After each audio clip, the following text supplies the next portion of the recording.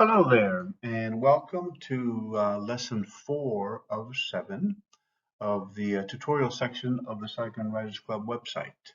As you hopefully know, that the series of tutorials here are all about how to write a modern short story, kind of breaking it down using my own short story, Memo from the Landlord, to kind of describe that.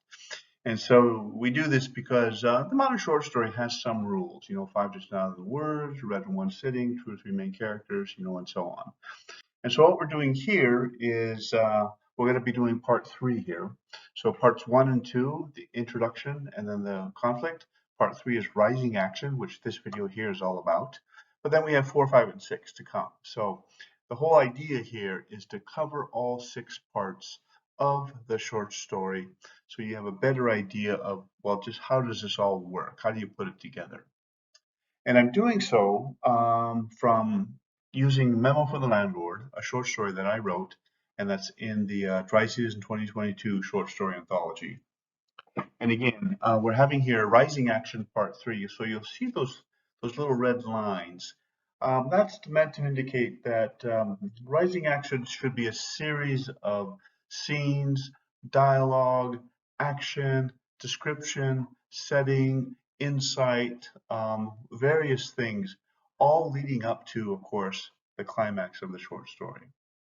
So, part 3, what do we do? Part 3, Rising Action. Scene development leading to the climax. The rising action involved the plot. So it's a series of stuff from minor to major to silent to dialogue to the big scene just prior to the climax. All these scenes build on one another to lead to the climax. So naturally you want to get your order done in a creative way, a compelling way, a way that brings the reader along. They understand more as they keep going because they want to know what's going to happen. I already read, I know what the conflict is, I know what the inciting moment is, what's going to happen to the character, to the setting, to the issue, and all that. So the way I start here is, again, this narrative is taken directly from the short story Memo from a Landlord. And here I talk about something called a death spiral. In the aviation world, there's a phenomena that pilots call a death spiral, and I explain that. Max, the lead character, was in a death spiral. He was getting worse every day. Colin's watching it all and he didn't know what to do. It's all we talk about anymore. He keeps asking me to convince his dad to go. He even said, with tears in his eyes, which broke my heart, that I should make him go. Tell him to write about it. You're the editor. That's your job, right? So this is the first scene shortly after the inciting moment to kind of set up the rising action. Max is in bad shape. His son is extraordinarily worried. And he thinks we got to go see the solar eclipse. That's the miracle. That's what's going to happen. And so the next scene that builds up that rising action. A few days later, after Max and I had finished an editorial discussion of news, stories, and topics for the week, I asked him how things were going at home. What do you mean? He asked. Just that. How's it going? Colin seems to be preoccupied lately. He wants to see the eclipse, he said softly as tears rolled down his cheeks. Yeah, I know. He even asked me to sign it to you as a story. So here is using dialogue between two of the main characters to further the story along, to further the rising action, to reach the climax. Will they go or will they not go? He even asked me, he wants to see the eclipse, as tears rolled down his cheeks. Yeah, I know. He asked me to sign it to you as a story. So the narrator, first person, is the editor. Max is a journalist. So we kind of keep that action alive that, he's a journalist, so he should be covering this. Keep going. So here is kind of a fight scene where Max and the editor, well, I'll just read it. Max and the editor have a big fight. Max talks about Colin's mother. He said he couldn't even remember her, but it was okay. He said it was okay because he had everything he needs. He has me. He said I'm the last face he sees at night and I'm the first face he sees in the morning. He's worried I'm not going to be there anymore because all that shit that's happening with his fucking job. Anyway, we're going to go. I guess I have to. So this is what I would qualify as a big scene, a very major scene prior to or getting close to at least the climax. So we know, okay, they're gonna go see the eclipse. And there's a lot of emotion here. There's a lot that's going on. And you have to do that. You have to put some emotion, you have to put some dialogue, fighting, swear words, if you're comfortable with that, in this rising action part, because the whole thing is we already know what the inciting moment is. Now it's, well, what's the climax going to be? So continue. I decided to go as well. Well, actually, I was told to go. Colin learned about a place called Haley Hot Springs and so on. So here is a description of the setting where they're going to watch the solar eclipse. So describe the setting just prior to the climax.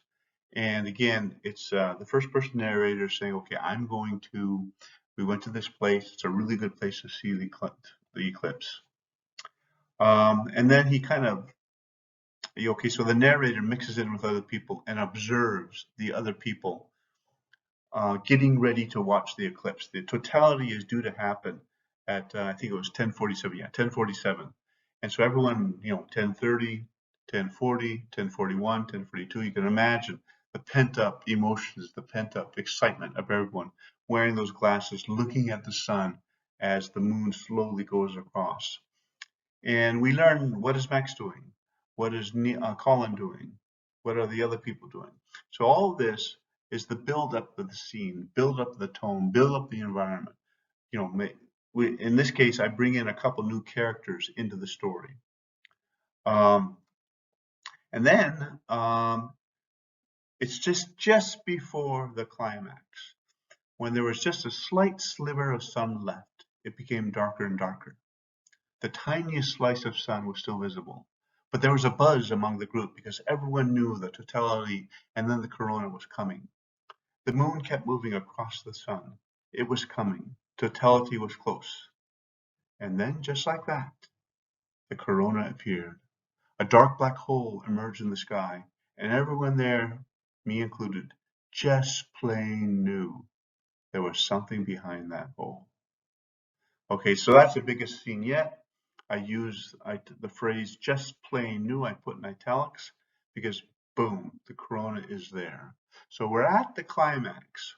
So the climax here, which we'll talk about in the next lesson, isn't necessarily a one-off event. It could be a series of things happen, and you may have to spend, a page or two, several paragraphs describing that climax. But at any rate, this part here covers, various scenes, some dialogue, some emotion, some description to talk about the rising action up to the climax. And naturally, as you're going to see here, this is probably the longest part of your short story, because here, I'm like, you go one page here, another page here, another page here, and the total word count, 2,477 words for the rising action part of this story. And that's, this total story is something around like 9,000 words, I think. And so for, a third, a fourth to a third of it being rising action is about right. Okay, so that's part 3 of this tutorial and the rising action. The next up is the climax. So thank you for observing and watching these videos so far, and I hope you continue. Have a wonderful day.